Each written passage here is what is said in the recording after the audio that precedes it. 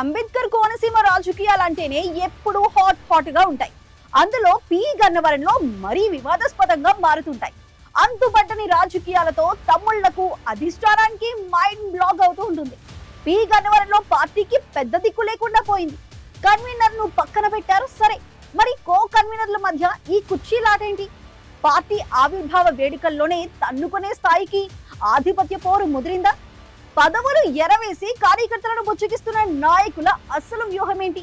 అక్రమ కట్టడాలంటూ వైసీపీ నేతలు సవాళ్లు విసురుతుంటే తలదించుకోవాల్సిన పరిస్థితి కూటమి నేతలకు ఎందుకు వచ్చింది?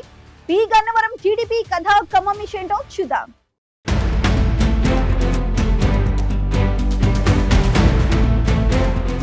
రాజకీయంలో పదవంటే పరపతి. కానీ అంబేద్కర్ కోనసీమ జిల్లా పి గన్నవరంలో ఈ పదవులే పార్టీకి శాపంగా మారుతున్నాయి.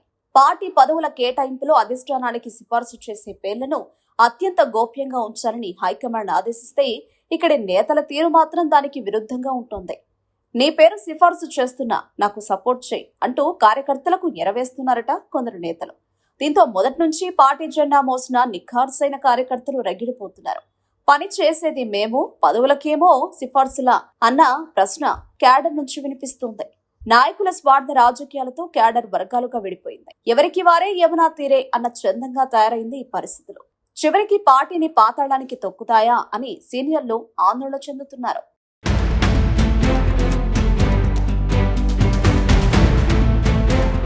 టీడీపీ 44వ ఆవిర్భావ దినోత్సవం అంటే తమ్ముళ్ళందరికీ పండుగ లాంటి రోజు.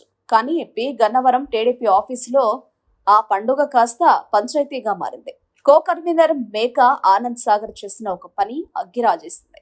నియోజకవర్గంలో హేమీలైన సీనియర్లుండగా పక్క నియోజకవర్గం నుంచి ఎలాంటి పదవి లేని వ్యక్తిని తీసుకొచ్చి స్టేజ్ మీద ముఖ్య అతిథిగా కూర్చోబెట్టడం వివాదాస్పదమైంది. ఇదేంటంటూ మామిడి కుదురు మాజీ మండల అధ్యక్షుడు చుట్టూగుళ్ల కిషోర్ వేదికపైన నిలదీశారు. మమ్మల్ని పిలిచి అవమానిస్తారా అంటూ ఆయన మండిపడ్డంతో సభ కాస్త రసాబసాగా మారింది. అందరి ముందు పరువు పోవడంతో చివరికి కో కన్వీనర్ తలదించుకోవాల్సి వచ్చింది. ఈ ఘటనతో నాయకుల మధ్య ఉన్న విభేదాలు ఒక్కసారిగా రోడ్డున పడ్డాయి.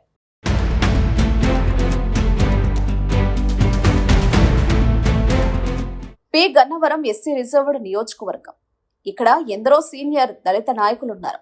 కానీ స్థానిక నేతలను కాదని పక్క నియోజకవర్గ నేతలకు పెత్తనమివ్వడంపై దళిత సామాజిక వర్గం గుర్రుగా ఉంది. దానికి నిదర్శనమే ఆవిర్భావ వేడుకల్లో కనిపించిన ఖాళీ కుర్చీలు.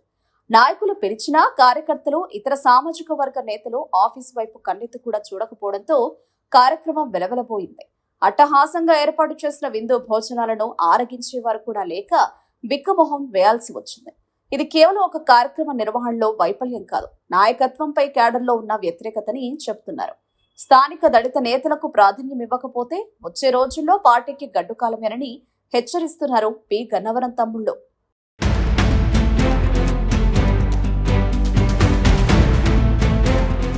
కన్వీనర్ నామన రాంబాబుపై తీవ్ర వ్యతిరేకత రావడంతో అధిష్టానం ఆయన్ని పక్కన పెట్టింది. కొత్తగా ఆఫీసు పెట్టి పార్టీని గాడిలో పెట్టమని కో కన్వీనర్లను ఆదేశిస్తే వారేమో ఒకరిపై ఒకరు కత్తులు నూరుకుంటున్నారు.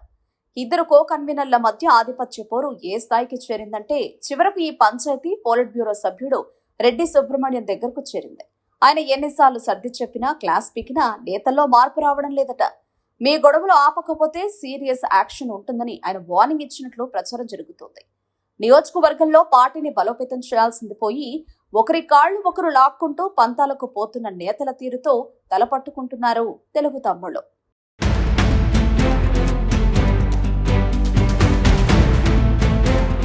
పి గన్నవరం నియోజకవర్గంలో స్థానికంగా ఉన్న గొడవలు చాలవన్నట్టు ఇప్పుడు బయట నుంచి వైసీపీ విమర్శల దాడి మొదలైంది. నేదునూరు గ్రామంలో టీడీపీ కో కన్వీనర్ ప్రభుత్వ భూమిని ఆక్రమించి అక్రమ నిర్మాణం చేస్తున్నారని వైసీపీ కోఆర్డినేటర్ గన్నవరపు శ్రీనివాస్ ఆరోపించారు.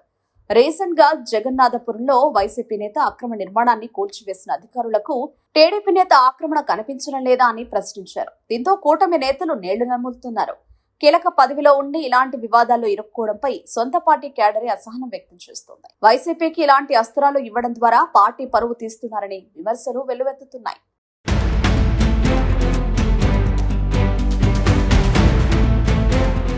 పి గన్నవరం టీడీపీకి అందరినీ కలుపుకుని వెళ్లే ఇన్ఛార్జి కావాలంటున్నారు అక్కడి తమ్ముళ్ళు.